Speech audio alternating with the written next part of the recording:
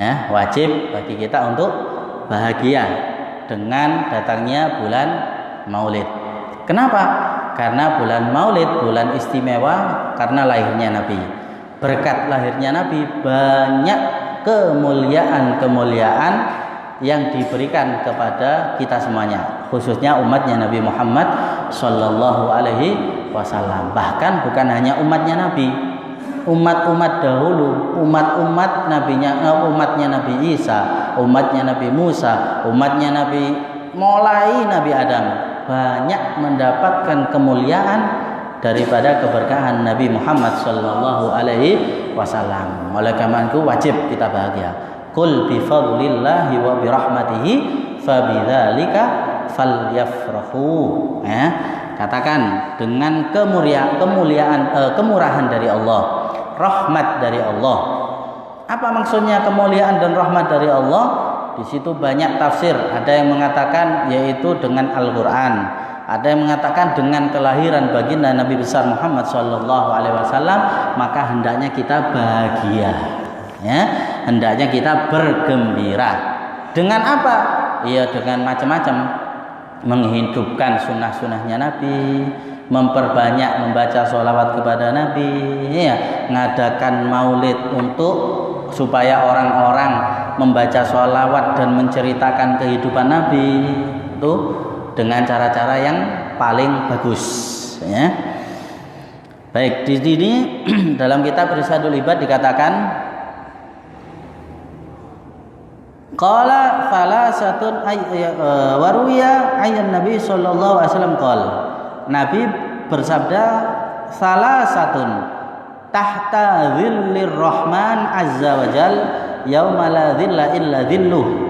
Qila man hum ya Rasulullah? Qala man farraja an makrubin min ummati wa man ahya sunnati wa man aktsara shalah alayya. Nabi pernah bersabda di hadapan umatnya, di dalam sahabatnya gini, ada 3 perkara yang nanti ketika ada di padang mahsyar dia akan mendapatkan naungan dari Allah di hari yang tidak ada naungan. Di padang mahsyar, ya, sering kita ceritakan gimana panasnya ketika padang mahsyar, ya, gimana semua orang bingung, bahkan sampai diriwayatkan saking takutnya berkeringat sampai tenggelam gara-gara keringatnya sendiri. Semuanya ingin mendapatkan pertolongan. Ada orang yang mendapatkan pertolongan, 3 orang ini. Dia akan mendapatkan naungan dari Allah. Tanya para sahabat, manhum ya Rasulullah? Siapa 3 orang tadi wahai Rasulullah? Dijawab sama Rasulullah, man farraja an makrubin min ummati. Yang pertama, orang yang mau menghilangkan kesusahan daripada umatku. Orang yang menolong saudaranya yang lagi susah, ya. Nah, orang yang sering menolong ini istimewa. Ada tetangganya susah, dia kepingin bantu. Ayo, apa yang bisa saya bantu supaya Anda bahagia? Apa kesusahan Anda? Dibantu. Nah, saya bisa bantu ini, saya bisa bantu ini, saya bisa membantu daripada umatnya Nabi Muhammad yang lagi kesusahan. Ya, kesusahan. Ini sangat penting. Yang kedua, waman ahya sunnati, yaitu orang yang mau menghidupkan sunnahku, kata Nabi. Orang yang akan mendapatkan naungan dari Allah, orang yang mau menghidupkan sunnahku. Apalagi ketika akhir zaman, banyak orang meninggalkan sunnah Nabi, kok ada umatnya mau menghidupkan sunnah Nabi. Dia orang yang istimewa yang akan mendapatkan naungan dari Allah, ya. Banyak orang yang tidak mau mengikuti sunnahnya Nabi, dia mau menghidupkan sunnah-sunnahnya Nabi, mau menghidupkan ajaran Nabi. Orang tadi akan mendapatkan kemuliaan yang sangat istimewa, ya.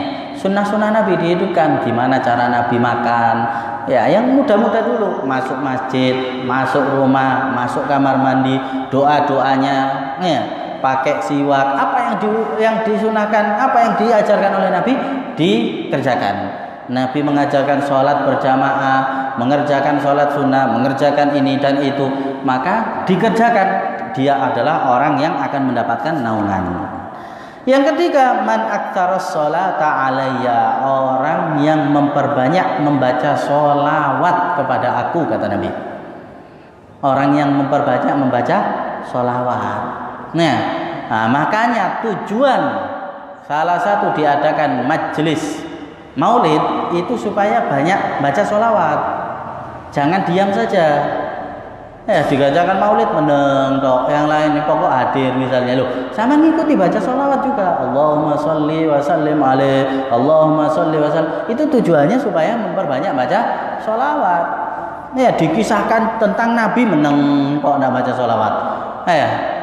Nah, tujuannya ngadakan maulid itu supaya banyak baca sholawat. Ingat, lalek wis dek majelis maulid enggak mau baca sholawat apalagi di luar. Tambah lupa nanti. Makanya di sini 3 orang yang bisa mendapatkan naungan dari Allah. Yang pertama, orang yang bisa membahagiakan orang lain. Yang kedua, orang yang menghidupkan sunnah-sunnah Nabi.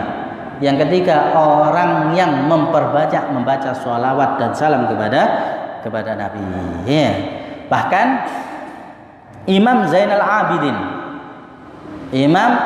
Abidin, beliau mengatakan ini, alamatu ahli sunnah kathratus sholah ala Rasulillah sallallahu alaihi wasallam.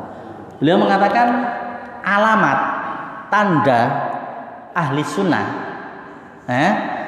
tanda ahli sunnah. Orang tadi ahli sunnah yaitu orang tadi banyak membaca sholawat. Imam Ali Zainal Abidin yang mengatakan, orang kalau banyak membaca sholawat maka itu tandanya ahlus sunnah. Nah, kalau nggak mau dengan sholawat, nggak mau dengan kelahiran Nabi, ya perlu dipertanyakan.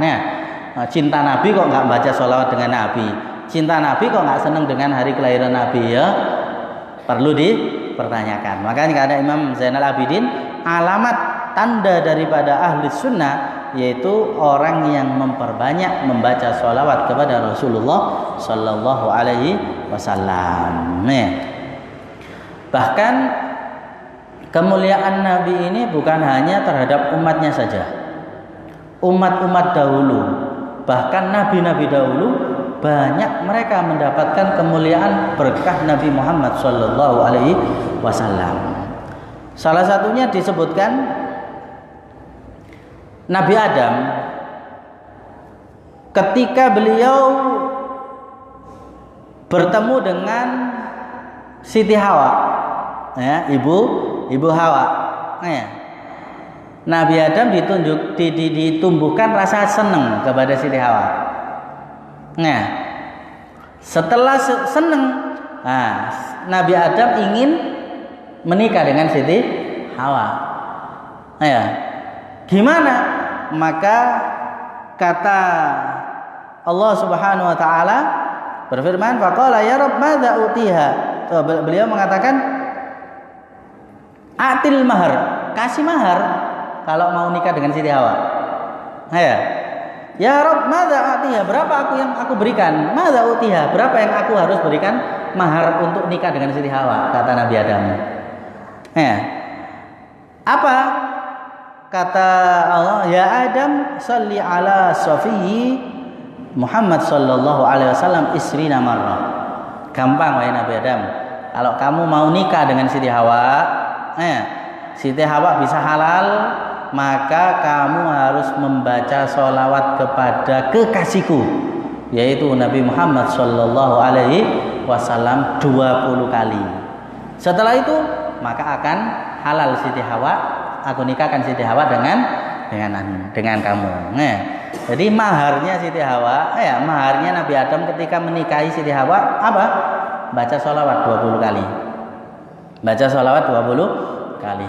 Kemudian ada pertanyaan, loh, terus yang jadi walinya Siti Hawa siapa? Wes jangan tanya itu. Ini syariatnya Nabi Adam beda dengan syariatnya Nabi Muhammad. Sing ngaket sapa? Akate ada Nabi Adam misalnya. Podo ambek sampean mobil tunika, beda syariatnya. Jadi tanya jangan macam-macam. Tanya kadang Nabi Adam, Nabi ambek Siti Hawa sapa sing ngangkat ya? Sapa dadi pengulune ya? Lah perlu apa sing maca khutbah nikah ya? Aneh-aneh tok ya.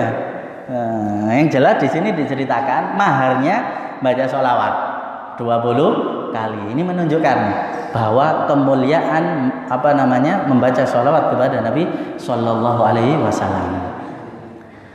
Bahkan Nabi Musa alaihissalam ketika beliau perang melawan orang-orang yang tidak mau iman dengan Allah, ya, beliau selalu tawasul dengan Nabi Muhammad sallallahu alaihi wasallam.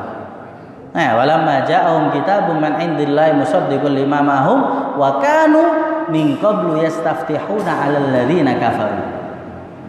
Dijelaskan di dalam Al-Qur'an mereka orang-orang umatnya Nabi Musa, umatnya nabi-nabi dahulu ketika perang kepingin menang, mereka tawasul dengan Nabi Muhammad. Tawasul dengan Nabi akhir zaman. Tawasul dengan Nabi akhir zaman. Sehingga perang. Setelah perang menang.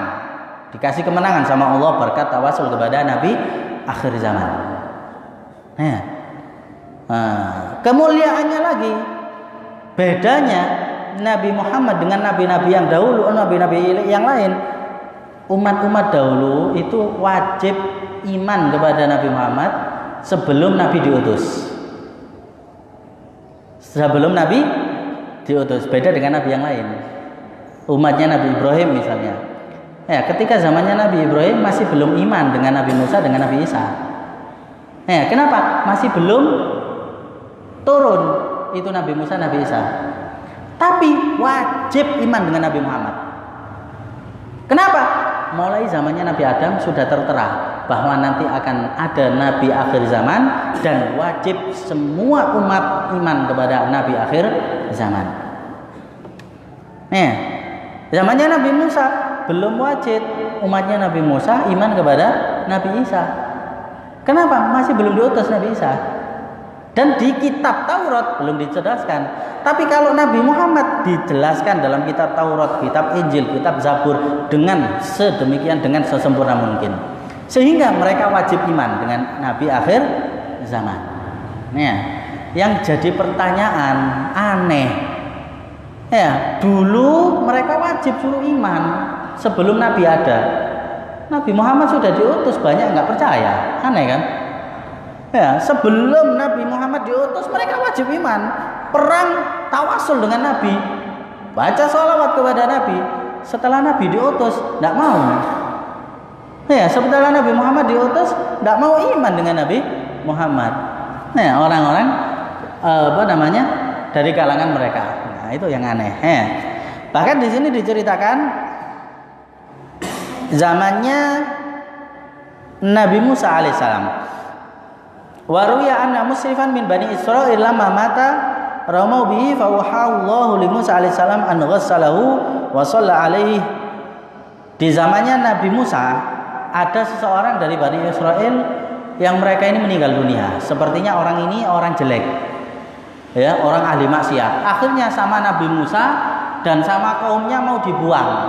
Ini orang jelek, tidak usah diadusi, tidak usah disolati, buang air nang kali. Mau dibuang ke sungai atau buang di jurang lah apa. Sudah sepakat mau dibuang jenazahnya tadi. Nggak butuh dimandikan sudah. Sudah mau dibuang. Nabi Musa dapat wahyu. Dapat perintah dari Allah untuk memandikan orang tadi. Wahai Nabi Musa, mandikan orang yang meninggal tadi. Sholati dan kubur dengan baik. Bingung Nabi Musa. Ini orang jelek, sama orang-orang sudah mau dibuang ini. Kalau zaman kita nggak boleh ya. Berarti walaupun orang jelek jangan dibuang. Zamannya Nabi Musa orang jelek dibuang mati ini, nggak usah. Jangan kalau zaman kita jangan. Tetap ini syariatnya Nabi Musa ya. Jangan diikuti kepada syariatnya Nabi Muhammad. Kelihatan iki maling iki banyak maksiat mati, nggak usah diadusi Pak Mudin. Cebur kali ya wis gampang misalnya jangan ya. Ini syariatnya Nabi Musa. Akhirnya Nabi Musa datangi. Kenapa ya Rob? Wa bima dzalik, kenapa ya Allah? Ini orang jelek, sama orang-orang mau dibuang. Akhirnya dijerangkan mengatakan, qala innahu fatahat Taurat yauman fawajada fiha isma Muhammad fa shalla alaihi fa ghufira lahu bidzalik. Orang tadi memang orang jelek, banyak maksiat, tapi dulu waktu hidup pernah dia baca kitab Taurat. Kan kitabnya Taurat, namanya Nabi Musa. Dia buka kitab Taurat, di situ orang tadi baca tentang keterangan daripada Nabi Muhammad SAW. Sehingga orang tadi langsung membaca sholawat kepada Nabi. Yang buka keterangan Nabi Muhammad, langsung orang tadi baca sholawat kepada Nabi 1 kali dengan benar-benar ikhlas. Ya, dengan benar-benar ikhlas baca sholawat kepada Nabi. Berkat itulah kata Allah, aku ampuni dosa-dosanya. Oleh karena itu datang, mandikan, kemudian sholati dan kubur dengan sebaik-baiknya. Umatnya Nabi Musa, barokahnya baca sholawat kepada Nabi Muhammad dapat maghfirah, apalagi umatnya Nabi Muhammad Sallallahu Alaihi Wasallam. Ya, oleh karena itu sangat harus bahagia kita, wajib untuk kita bahagia adanya kita ini barokahnya Nabi Muhammad Sallallahu Alaihi Wasallam. Kita jadi umat paling mulia barokahnya Nabi Muhammad Sallallahu Alaihi Wasallam. Ya, harus bahagia, harus kita mengagungkan apa yang menjadi simbol daripada baginda Nabi besar Muhammad Sallallahu Alaihi Wasallam. Ya, apa saja sesuatu yang pernah dekat dengan Nabi pasti itu mulia. Ya, kalau orang harus beriman. Kalau benda apapun yang dekat dengan Nabi akan menjadi mulia. Pakaian jadi mulia berkat dipakai Nabi. Ya, semua yang melekat dengan Nabi akan menjadi mulia. Bahkan terakhir diceritakan pernah ada seseorang yang sangat kaya meninggal dunia. Ketika meninggal dunia, otomatis hartanya banyak kan, kaya. Dan dia mempunyai 2 anak. Meninggal dunia, hartanya banyak, mempunyai 2 anak. Dan harta tadi bukan hanya harta toh, dia juga mempunyai 3 helai rambutnya Nabi. Mempunyai 3 helai rambutnya Nabi. Wallahu alam mendapatkan dengan seperti apa? Akhirnya setelah dikubur, hartanya dibagi sama ahli waris. Anaknya cuma 2. Dibagi, ayo harta dibagi, ya, dibagi rata. Setelah itu, gimana ini peninggalan rambutnya Nabi ini? Ada 3. 1 buat adiknya, 1 buat kakaknya. Tinggal 1 gimana? Kata kakaknya, lah kan kita harus bagi dengan rata, Dek. Iya, terus kita potong aja rambut ini, yang satunya. Separuh buat kamu, separuh buat saya. Kan 3 kan? 1 buat adik, yang nomor 2 buat kakaknya. Tinggal 1 gimana? Kata kakaknya, kita potong aja kak. Kata kakaknya, kita potong aja Dek. Jadi 2, 1 buat kamu, separuhnya separuh buat aku. Apa jawaban adiknya? Wahai kakak, engkau mau memotong rambutnya Nabi? Aku nggak rela kakak. Terus gimana? Gini aja, rambut Nabi tadi kasihkan aku. Harta yang kita bagi menjadi 2, ambil semuanya, saya nggak mau. Yang penting saya mendapatkan dan bisa memuliakan daripada rambut Nabi Muhammad Sallallahu Alaihi Wasallam. Kakaknya sepertinya matre, ya. Kakaknya sangat senang dengan dunia, senang kakaknya. Oh gitu ya, ya wis, PNKB wis rambutnya Nabi. Hartai buat aku semuanya. Adiknya sangat memuliakan Nabi. Diambil semuanya 3 helai rambutnya Nabi buat adiknya. Harta semuanya dikasihkan kakaknya. Harta semuanya dikasihkan kakaknya. Nah, kemudian adik tadi kemana-mana mesti dibawa itu rambutnya Nabi. Membaca sholawatnya, semuanya selalu dibawa itu rambutnya Nabi. Dibawa baca sholawat, banyak dimuliakan, ditaruh tempat yang mulia, dikasih minyak, diciumi itu rambutnya Nabi. Subhanallah. Ya, dapat beberapa waktu yang sangat singkat, adik tadi dikasih harta yang banyak sama Allah. Rizkinya dilancarkan sehingga kaya. Ya, kaya. Kaya, adiknya kaya mendadak, kakaknya Yang materi tadi hartanya habis tumpes, bangkrut semuanya. Ya, yang tidak mau menghargai rambutnya Nabi tadi. Ya. Nah, sampai habis hartanya, adiknya kaya. Nah, setelah meninggal, sampai beberapa waktu adiknya meninggal dunia. Adiknya meninggal dunia yang mempunyai sehelai 3 helai rambutnya Nabi. Subhanallah. Ketika meninggal dunia, ulama zaman itu mimpi bertemu dengan Nabi. Mimpi bertemu dengan Nabi. Kemudian Nabi mengatakan kepada ulama tadi, "Wahai ulama, wahai fulan bin fulan, ketahuilah," kata Nabi, "semua orang kalau kepingin hajatnya dikabulkan, mempunyai hajat, hajatnya dikabulkan, datang tawasul kepada kuburan fulan bin fulan." Kuburannya siapa?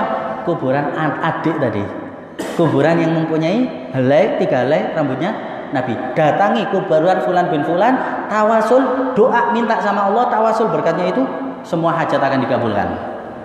Mimpi bertemu Nabi. Nabi langsung mengisyaratkan seperti itu. Ya. Akhirnya bangun, bingung. Ulama tadi. Ini saya bertemu Nabi, tidak mungkin bohong. Subhanallah, langsung dia datangi kuburan tadi, dia doa, minta sama Allah, tawasul dengan kuburan tadi, hajatnya dikabulkan. Orang-orang semuanya kenal semuanya. Wahai orang-orang, akhirnya diziarahi seperti kuburan wali besar. Ya, diziarahi kuburan tadi seperti wali besar, seperti kuburannya ya Hamid, ya kiai-kiai yang lain. Dikuburi banyak orang yang ketika mempunyai hajat, mereka sampai ada di situ, tawasul, kemudian doa sama Allah. Ya, bahkan orang yang lewat ada di situ, ketika dia naik pasti dia turun. Naik kendaraan, ada di depan kuburannya orang tadi, langsung turun jalan. Orang jalan duduk. Nah, memuliakan daripada ini loh. Orang kalau memuliakan Nabi Muhammad SAW. Nah, ketika meninggal, lihat Nabi sendiri langsung mengisyaratkan.